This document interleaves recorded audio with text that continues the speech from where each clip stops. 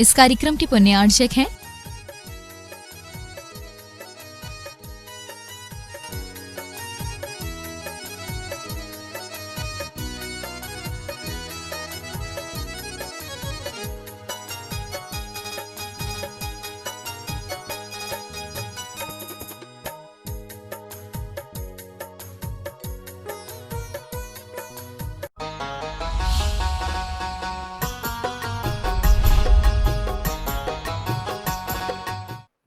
मोक्षमार्गस्य नेतारं भेत्तारं कर्मभूरतां ज्ञातारं विश्वतत्त्वानां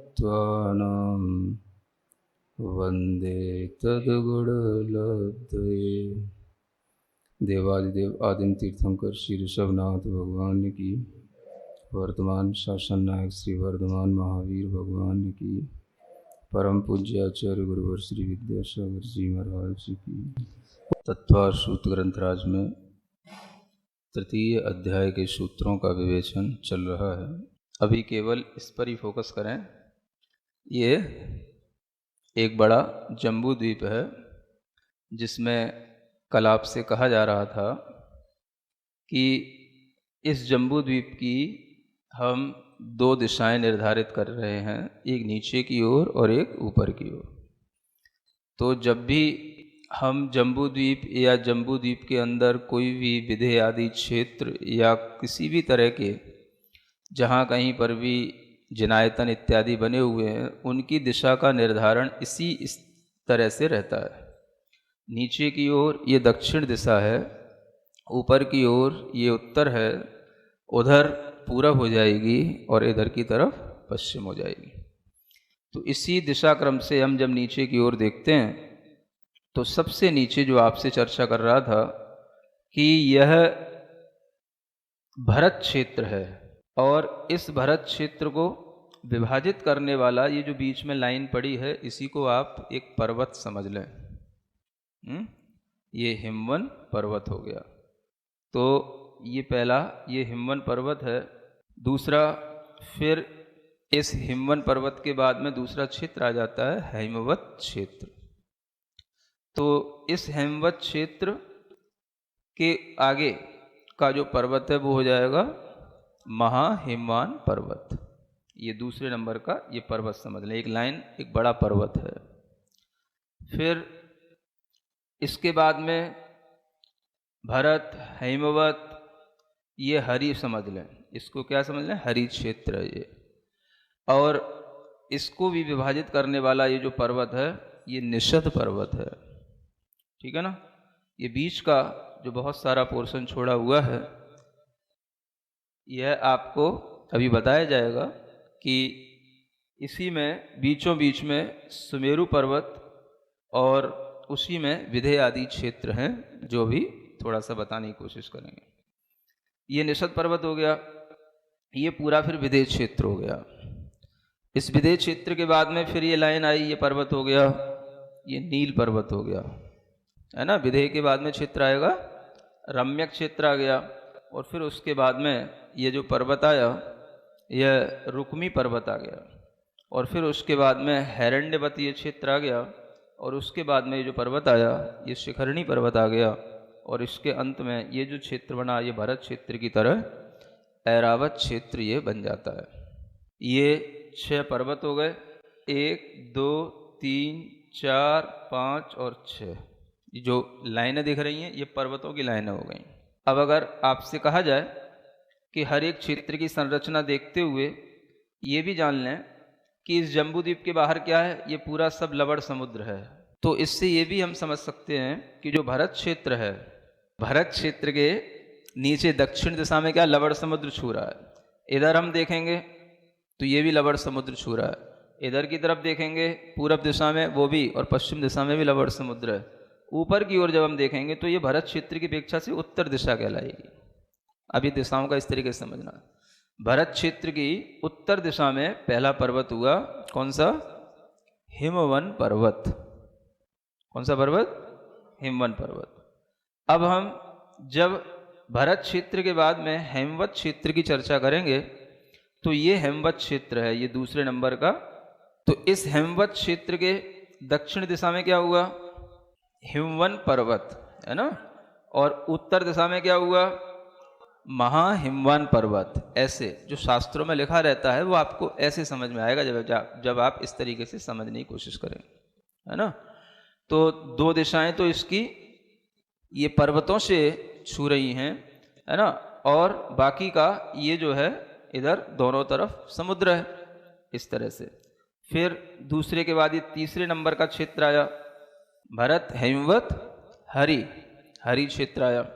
तो इस हरि क्षेत्र में भी दक्षिण दिशा की ओर क्या हो गया? महाहिमवान पर्वत, और उत्तर दिशा की ओर हो गया निषद पर्वत, ठीक है ना। जब हम विदेह क्षेत्र की बात करेंगे तो विदेह क्षेत्र के दक्षिण दिशा में कौन सा पर्वत?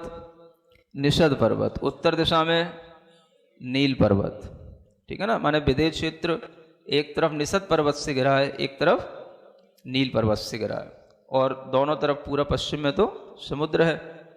फिर उसके बाद में हम इस 5वें नंबर के क्षेत्र पे आ गए। तो ये कहलाया रम्यक।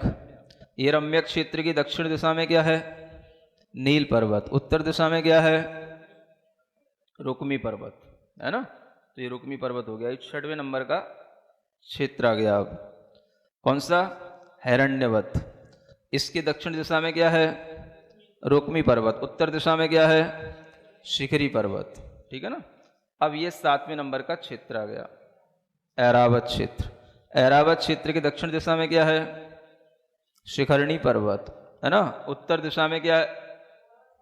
उत्तर दिशा में लवण समुद्र। पश्चिम दिशा में इधर लवण समुद्र। पूर्व दिशा में भी लवण समुद्र। समझ में आ गया? ये इसलिए बता रहा हूं ताकि आपको अच्छे ढंग से ये समझ में आ जाए कि किसकी निचले दिशा में दक्षिण दिशा में क्या है और किसकी उत्तर दिशा में क्या है। अब इस तरह से आप देखो तो ये भरत क्षेत्र और ऐरावत क्षेत्र, है ना, ये दोनों 1, 2 और 3 दिशाओं में तो लवण समुद्र से घिरे हुए हैं। केवल यही 2 क्षेत्र 3 दिशाओं में लवण समुद्र से घिरे हुए हैं, बाकी तो सब 2-2 दिशाओं में घिरे हुए हैं, ठीक है ना। अब हम देखें ये जो भरत क्षेत्र है इसको हम समझ लें कि इस भरत क्षेत्र में ही 6 कालों का परिवर्तन होता है, जो आगे बताए जाएंगे, आगे के सूत्रों में आएगा, ठीक है ना। ये जो दूसरा क्षेत्र है, तीसरा क्षेत्र है, ये 5वें और 6वें नंबर का क्षेत्र है ना। और ये 7वां नंबर का क्षेत्र है, इसमें भी कर्म भूमि के, और यहां पर भी परिवर्तन होता है, 6 कालों का परिवर्तन। तो 6 काल का परिवर्तन केवल एक इस क्षेत्र में होगा, पहले में और 7वें नंबर के, है ना। एक सिंपल से समझने के लिए, कर्म भूमि केवल यहां है, वो भी तब आएगी जब क्षेत्र काल परिवर्तन होएगा, है ना। जब काल परिवर्तन होकर के चतुर्थ काल, पंचम काल ये आते हैं, है ना, तब जो है ये कर्म भूमि की व्यवस्था पहले और 7वें नंबर के क्षेत्र में बनती है। इसके अलावा कर्म भूमि अगर मिलेगी तो यहां विदेह क्षेत्र में मिलेगी। कहां मिलेगी? इस विदेह क्षेत्र में, ठीक है ना। और ये जो क्षेत्र हैं इनके बारे में सिर्फ अभी इतना जानना है कि ये भोग भूमियां हैं। दूसरे नंबर का क्षेत्र हेमवत, है ना, ये भोग भूमि का क्षेत्र। तीसरे नंबर का हरि, ये भी भोग भूमि है, ये भी भोग भूमि है, और ये भी भोग भूमि है, ठीक है ना। हाँ, तो ये एक सिंपल से आइडिया ले लो आप। एक जम्बू द्वीप के अंदर इस तरह से 1, 2, 3, 4 ये शाश्वत भोग भूमियां हैं, यहाँ हमेशा भोग भूमि ही रहेगी। पहले क्षेत्र में भोग भूमि भी आएगी, कर्म भूमि भी आएगी, यहां पर भी भोग भूमि भी आएगी, कर्म भूमि भी आएगी। और इस विदेह क्षेत्र में इसमें दोनों चीजें हैं, इसमें भोग भूमि भी है, कर्म भूमि भी है, और दोनों चीजें शाश्वत हैं। एक छोटी व्यवस्था समझ रहे हैं, डिफरेंस, चीजें वहीं घूम रही हैं। अब कर्म भूमि और भोग भूमि में कहाँ है, इसमें कैसे समझें? ये जो बीच का हम पॉइंट बना रहे हैं, ये हम अभी आपको छोटा सा सुमेरु पर्वत दिखा रहे हैं, है ना। ये जिससे हमने बोला था मेरु नाभिर, जम्बू द्वीप का ये नाभि की तरह मेरु पर्वत ये बीचों बीच में है ना। वृत्तो योजन 7 सहस्त्र, तो जम्बू द्वीप का 1 लाख योजन का ये विस्तार जम्बू द्वीप का हो गया। अब इस सुमेरु पर्वत के इधर डायरेक्शन में ये क्या हो गई, ईस्ट डायरेक्शन, पूर्व, ठीक है ना। हमने एक बीच में एक लाइन खींच दी, इधर भी हम जो है एक लाइन खींच दी हमने, ठीक है ना। अब ये क्या हो गया, इधर 1 2 3 4, ये 4 पोर्शन बन गए, है ना। अब इन 4 पोर्शनों में भी थोड़ा सा इसकी हम डिजाइन और बना देता हूं। ये देखिए, ये डिजाइन बनी बढ़िया। क्या बना अब ये अब इसमें देखेंगे, ये जो हमने 4 ये बनाए हैं, ये गजदंत कहलाते हैं। क्या बोलते हैं इनको, हाथी के दांत की तरह दिख रहे हैं ना, बड़े बड़े। हाँ, ये सब सुमेरु पर्वत से निकले हुए ये गजदंत नाम के ये पर्वत हैं, ठीक है ना। अब देखो ये पूरा विभाजन हो गया। इधर जो पोर्शन दिखाई दे रहा है वो एक तो ये हो गया, और एक ये हो गया, और एक इधर ये हो गया, और एक ये हो गया, ठीक है ना। ये कहलाएगा पूर्व विदेह। क्या कहलाएगा ये, और ये कहलाएगा पश्चिम विदेह। पश्चिम डायरेक्शन में पश्चिम विदेह, पूर्व डायरेक्शन में सो पूर्व विदेह। ये शाश्वत कर्म भूमियां, इनमें बड़े बड़े नगरियां बनी होती हैं। यहां पर हम बनाए, मतलब ऐसे ये समझ लो, ऐसे पोर्शन अब हम यहाँ बनाए दे रहे हैं, जितने बन जाए गिनती मत करना, जितनी जगह है उतनी बनाई दे रहा हूं मैं, है ना। ऐसे करके ये पोर्शन बना दिए। ये 8 इधर बनाएंगे नगरियां, 8 बड़े बड़े नगर। और ये नगर नहीं है, जैसा एक ये भरत क्षेत्र है ना, वैसा ये बड़े बड़े क्षेत्र हैं 8, ऐसा जानना। 8 इधर हो गए, 8 ऊपर हो गए, समझ आ गया। और 8 ही इधर हो गए, 8 ही इधर हो गए। ये कहलाते हैं 32 विदेह क्षेत्र। नाम सुना है ना।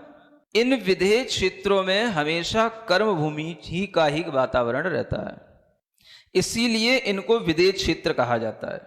विदेह माने जहां पर देह से मुक्त होने का हमेशा उपक्रम चलता रहता है ना। देह से विमुक्त होने का जहां पर हमेशा उपाय बना रहता है, इसलिए इस क्षेत्र का नाम है विदेह क्षेत्र।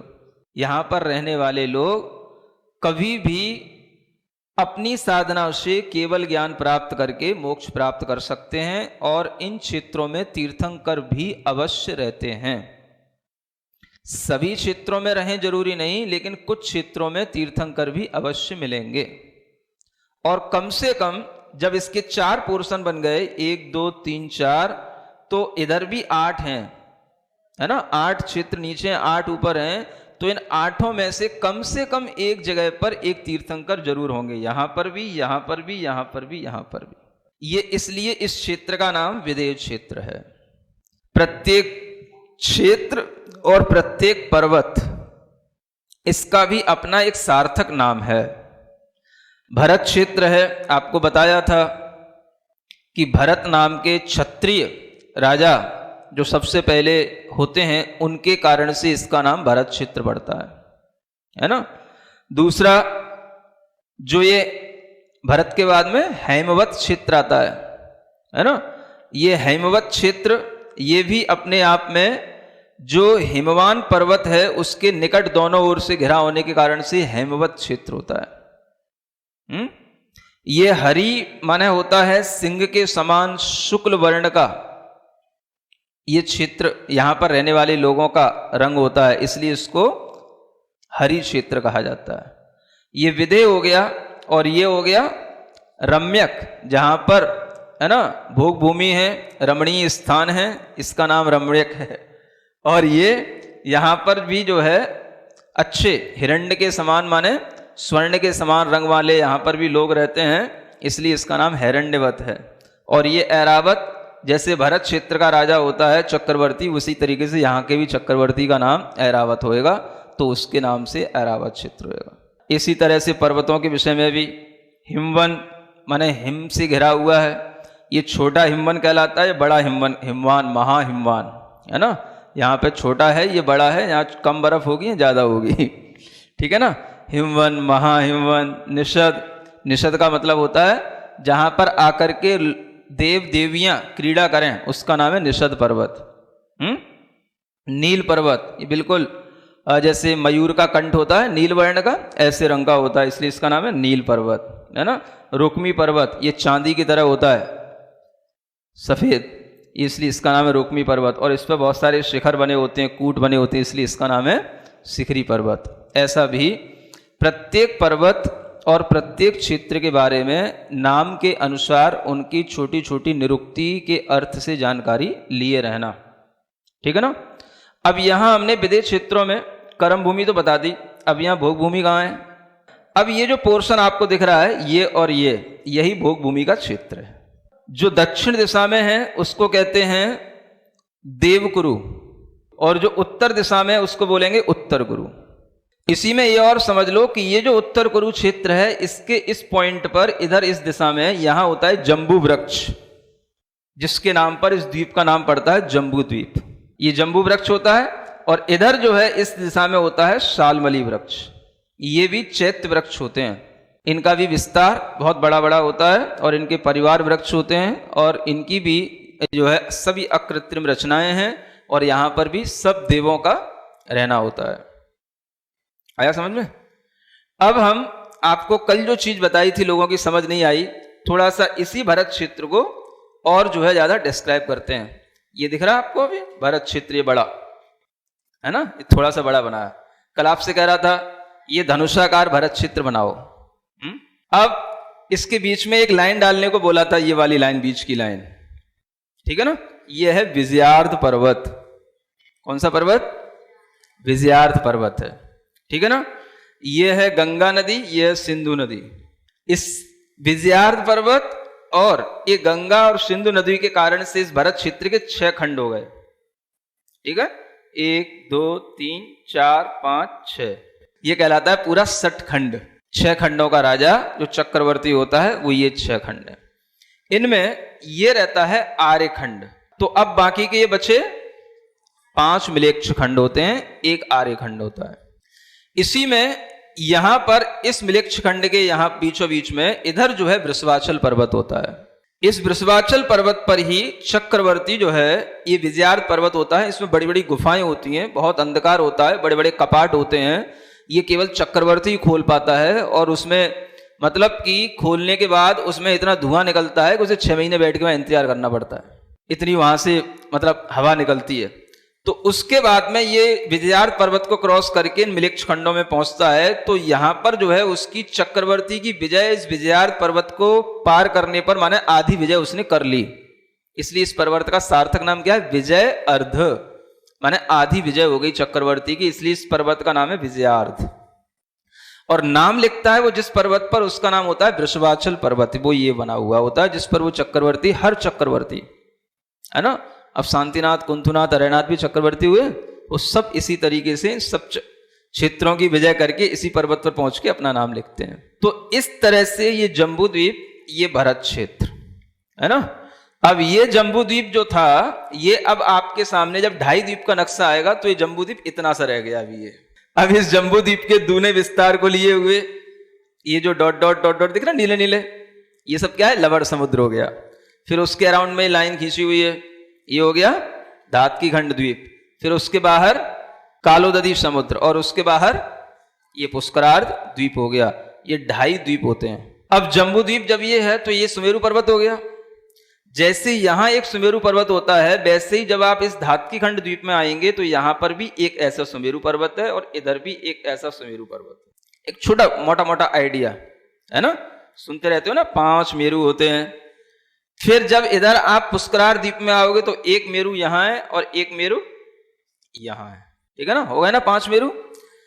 इस एक मेरु के चारों ओर जैसी व्यवस्था है ना, वैसी व्यवस्था इन सभी मेरु पर्वतों के चारों ओर है। इसलिए जब एक मेरु में एक भरत है, एक ऐरावत है, तो जब ये मेरु में देखेंगे तो इसमें भी यहां एक भरत होगा, यहां एक ऐरावत होगा, यहां भरत होगा, यहां ऐरावत होगा। जब इस पर आएंगे तो यहां भी भरत होगा, एक यहां भी ऐरावत होगा। इस तरीके से कितने भरत हो गए? 5 मेरु के 5 भरत हो गए और 5 ही ऐरावत हो गए। मतलब कि 2.5 द्वीप में 10 कर्म भूमियां ये हो गई गिनती की।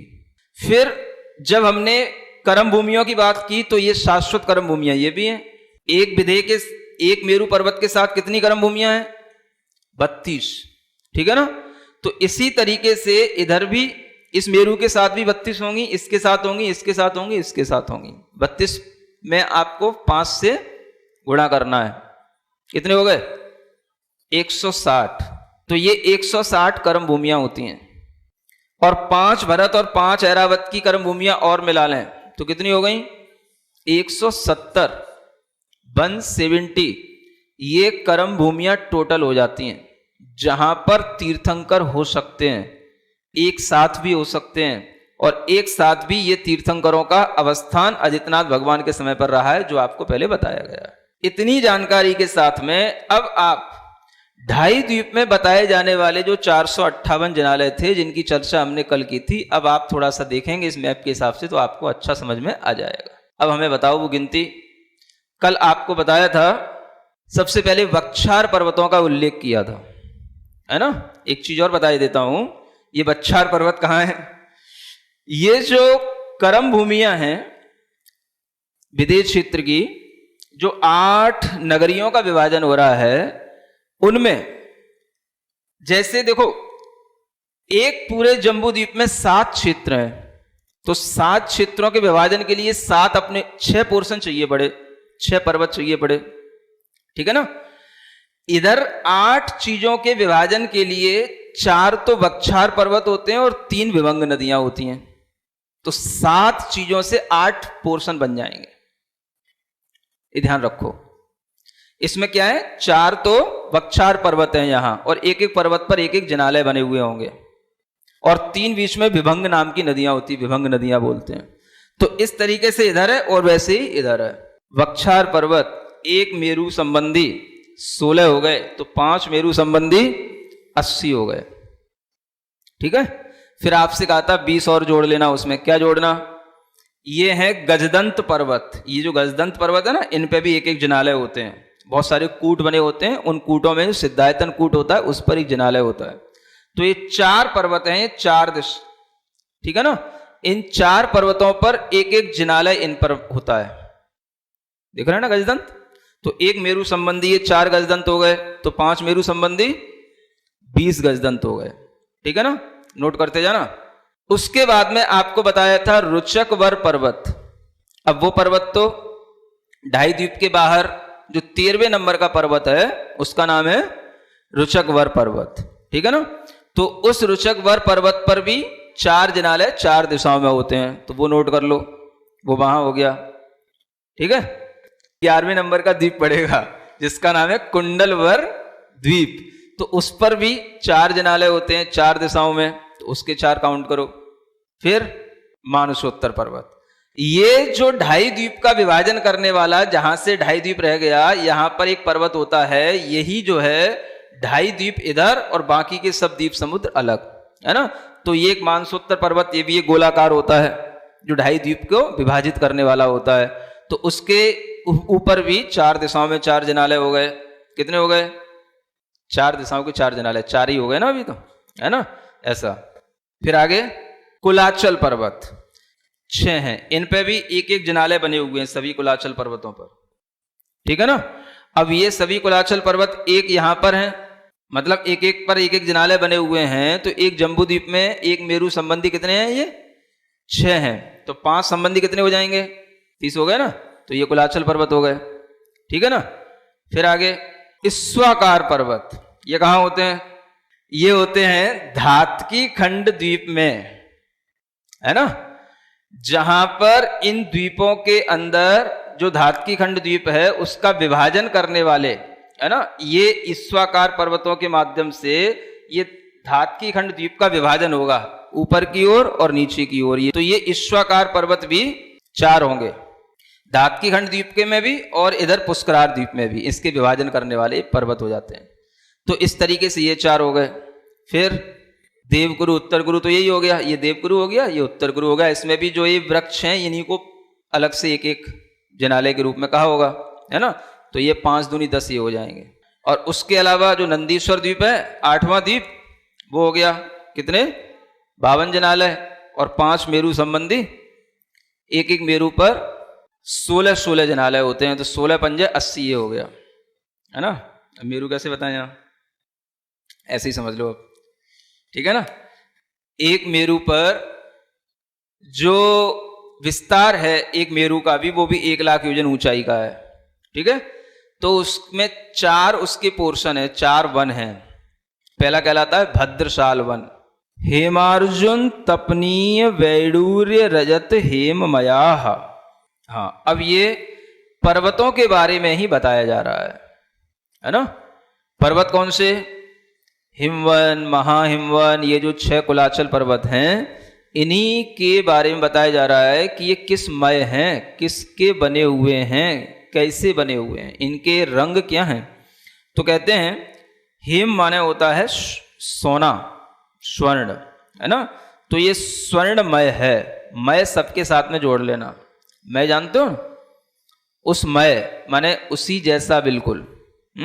तो हेममय, आचार्य महाराज का तो ये कहना रहता है कि ये हेम का ही बना हुआ है ना। मय माने होता है उससे निवृत्त होना, रचना जिससे होती है उसको उसके साथ में मयट प्रत्यय लगाया जाता है संस्कृत में। तो अगर ये स्वर्ण का बना हुआ होगा तभी ये हेममय कहलाएगा। तो हेम अर्जुन होता है, यह एक तरह से सफेद रंग का, है ना, चांदी समझ लो। हेम अर्जुन तपनीय, ये तपनी भी सोने का नाम ही होता है, तपा हुआ सोने की तरह, अलग अलग पर्वत। हेम अर्जुन तपनीय। वैडूर्य का मतलब होता है नीलमणि का बना हुआ, है ना, जो वो नील पर्वत वैडूर्य मणि का हो ही गया, वैडूर्य मणि नीली ही होती है। फिर उसके बाद में रजत, रुक्मी पर्वत आ गया, वो रुक्मी रजत का ही है, दूसरा नाम है। और फिर हेममय शिखरणी पर्वत, वो भी हेममय होता है। इस तरह से ये 6 पर्वत कैसे बने हुए हैं, मणि विचित्र पार्श्वा उपरि मूले च तुल्य विस्ताराः। ये इन्हीं पर्वतों के बारे में बताया जाने वाला ये सूत्र है।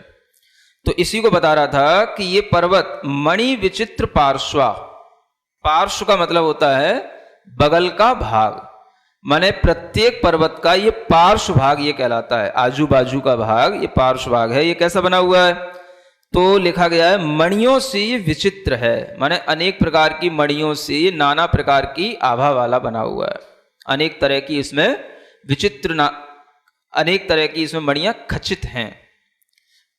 मणि विचित्र पार्श्व उपरी मूले च तुल्य विस्तारा। अब यहां पर ये बताया गया कि इसका जो विस्तार है, विस्तार मतलब हो गया एक तरह से उसकी चौड़ाई, है ना, तो वह ऊपर नीचे और बीच में ये बराबर है। यानी जितनी चौड़ाई उसकी नीचे होगी उतनी ही मध्य में होगी और उतनी ही सबसे ऊपर होगी। तो ये इसकी विशेषता है, ऊपरी मूले च, है ना, तुल्य विस्तार वाला होता है, एक समान विस्तार वाला इसको कहा गया है। अब इससे हम कई तरह के अंदाज लगा सकते हैं कि या तो इन पर्वतों का जो विस्तार है वो केवल नीचे, मध्य में और ऊपर तो तुल्य है, और बीच में,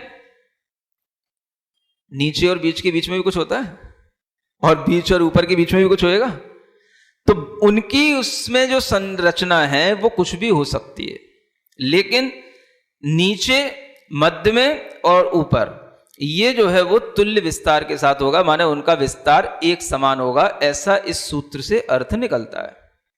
ठीक है ना। तो ये इन पर्वतों की ये विशेषता बताई गई है। ये सभी पर्वत अकृत्रिम रूप में हैं, जिनकी कभी किसी ने कोई रचना नहीं की है, लेकिन ये सब अपने स्वभाव से बने हुए हैं। ये जितनी भी रचना आपको बताई जा रही है ये सब स्वाभाविक रूप से बनी हुई रचना है। इससे आप अंदाजा लगा सकते हो कि दुनिया में कृत्रिम चीजों से ज्यादा अकृत्रिम रचनाएं बनी हुई हैं। इस भूगोल को पढ़ने का सबसे अच्छा फायदा ये होता है, समझ आ रहा है ना। मतलब अगर आप सुंदरता देखना चाहो, अगर आप मनोहरता देखना चाहो, रमणीयता देखना चाहो, वैभव देखना चाहो, तो आपको लगने लगेगा कि जिस तरह से यहां पर बताया जा रहा है वो कहीं बहुत गुना अच्छा है, बजाय हमारे पूरे देश के अंदर नहीं, पूरे विश्व में भी कहीं ऐसी कोई रचनाएं आपको नहीं मिलेंगी जो इतनी लुभावनी, इतनी रम्यक, इतनी मनोहर रचनाएं हो। कहां देखा आपने सोने के पर्वत, चांदी के पर्वत, एक चीन की दीवार कोई सिर पे लिए रखे रहते हो और वो भी जो है दूसरे देश की दीवार है और उस पर गर्व करते हो। कहां है? कुछ भी तो नहीं है। कहीं भी जाकर के देखोगे बस मकबरे बने मिलेंगे और कहीं और कुछ क्या मिलता है? हा? ज्यादा हो तो बस कहीं घंटा घर है, कहीं चिड़िया घर है, इसके अलावा क्या है दुनिया में? है कहीं थोड़ी बहुत बर्फ है, वहां पे स्केटिंग कर लो, बस इसके अलावा और क्या होता है? आप देखो ये इतने बड़े बड़े पर्वत हैं, इन पर्वतों पर भी घूमने फिरने का आनंद तब आएगा जब आप देव बनेंगे। समझ आ रहा है ना? हाँ, अन्यथा मनुष्य बनकर के तो आप इन पर्वतों पे भी कोई आनंद नहीं ले पाएंगे, तो वहां तक पहुंच भी नहीं पाएंगे। देव लोग ही होते हैं जो ऐसे स्थानों पर क्रीड़ा करते हैं, तभी तो कहने में आता है कि देव लोग एक जगह पर नहीं रहते, घूमते ही रहते हैं, जहां मन आए वहां पर क्षण भर में पहुंच जाते हैं। ऐसे उन देव लोगों के लिए ये क्रीड़ाओं के स्थान, ये पूरा लोक है। समझ आ रहा है? खास तौर से द्वीप और समुद्र, ये इतने अच्छे सुंदर स्थान हैं जहां पर उन देव लोगों को कभी भी उनका मन नहीं भरता। असंख्यात द्वीप हैं, असंख्यात समुद्र हैं। समझ आ रहा है ना? क्या नहीं होता द्वीपों में और क्या नहीं होता समुद्रों में। और जिन देवों की जितनी पहुंच होती है वो उतने ही हिसाब से अपनी पहुंच में रह करके उस तरह का आनंद लेते हैं, क्रीड़ा करते हैं। ये सब चीजें देख करके आपको ये देखना है कि अकृत्रिम रचनाएं दुनिया में सबसे ज्यादा हैं, इसलिए कृत्रिम रचनाओं पर ज्यादा गर्व नहीं करना। हम लोग तो आज बनाते हैं, या तो कल कोई दूसरा हड़प लेता है या खुद मिट जाता है, लेकिन ये रचनाएं तो हमेशा बनी रहती हैं। तो आचार्य कहते हैं इस तरह के देखो जिनके पार्श्व भाग अनेक मणियों से खचित हैं, जो स्वयं स्वर्णमय रजतमय बने हुए हैं, ऐसे इन पर्वतों की शोभा और इनके ऊपर बने हुए एक एक जो अकृत्रिम जिनालय, इनका आप कभी स्मरण भी करोगे तो भी आपके लिए पुण्य का बंध होगा, आपके सम्यक्त्व की वृद्धि होगी। कृत्रिम जिनालयों की वंदना करने के लिए आप हमेशा शिखर जी जाते हो तो बस उसी की ही ज्यादा से ज्यादा वंदना करने का कभी विचार कर पाओगे। लेकिन अगर आप नहीं भी गए हो कुलाचल पर्वतों पर, इन पर्वतों पर, तो यहां बैठे बैठे भी कुछ देख तो सकते हो दिमाग से। हिमवान पर्वत, महाहिमवान पर्वत, ठीक है ना, उन पर्वतों पर एक एक बड़े बड़े जिनालय, बहुत सारे कूट तो बने हुए हैं, लेकिन उनमें एक कूट सिद्धायतन कूट है जिस पर एक जिनालय बना हुआ रहता है। 8-8 कूट होते हैं इन सभी पर्वतों पर उनमें, और वह अकृत्रिम जिनालय उसी तरह का होता है जिस तरह के हम जिनालय अन्यत्र अकृत्रिम जिनालय है ना, जैसे रुचकवर पर्वत है, मानुषोत्तर पर्वत है, इन पर जैसे देखते हैं वैसे ही तरीके के वो जिनालय होते हैं। और ये भी मान के चलो कि हर जिनालय में इतना विस्तार है कि उस जिनालय के बाहर और भीतर बहुत लंबाई चौड़ाई योजनों में रहती है। और उन जिनालयों में 108 प्रतिमा आप एक एक जिनालय में देखो। पर्वतों पर चलते चलते रास्ते में आपको सुमेरु पर्वत भी मिल जाएगा। जब इस अकृत्रिम यात्रा को करोगे तभी आपका श्रद्धान दृढ़ बनेगा और ये सम्यक्त्व के लिए कारण बनेगा। 3 पर्वतों पर चलने के बाद में विदेह क्षेत्र में पहुंचोगे, बीच में सुमेरु पर्वत मिलेगा। सुमेरु पर्वत देखोगे तो सबसे पहले बाहर से क्या देखने को मिलेगा? गजदंत पर्वत, बड़े बड़े ऐसे कुंडलाकार। समझ आ रहा है? वो पर्वत एक तरफ निषद पर्वत को छू रहा है और ऊपर की ओर वो नील पर्वत को छू रहे हैं।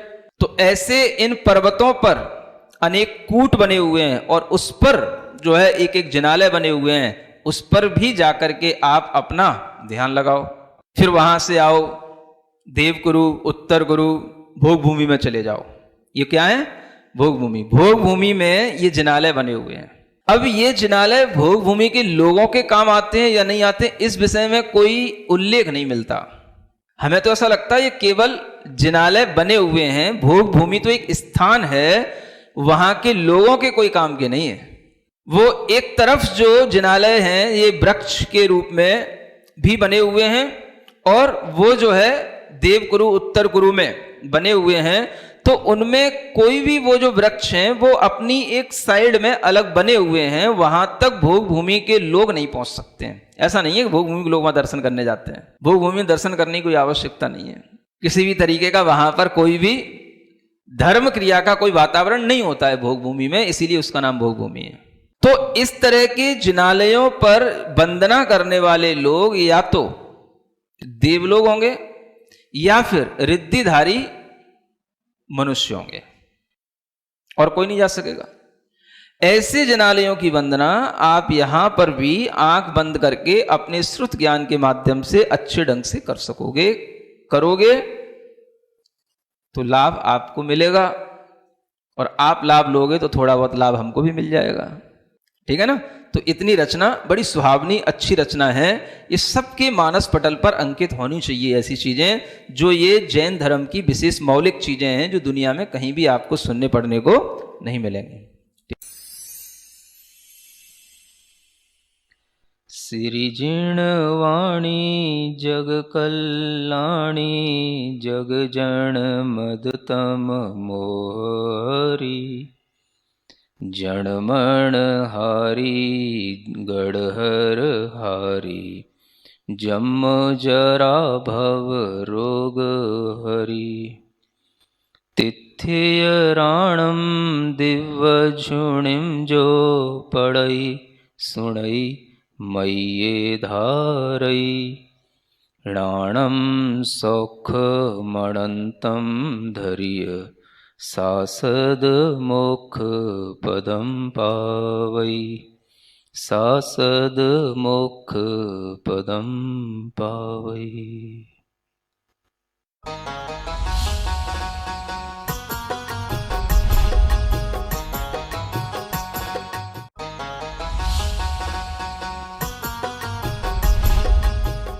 इस कार्यक्रम के पुण्यार्चक थे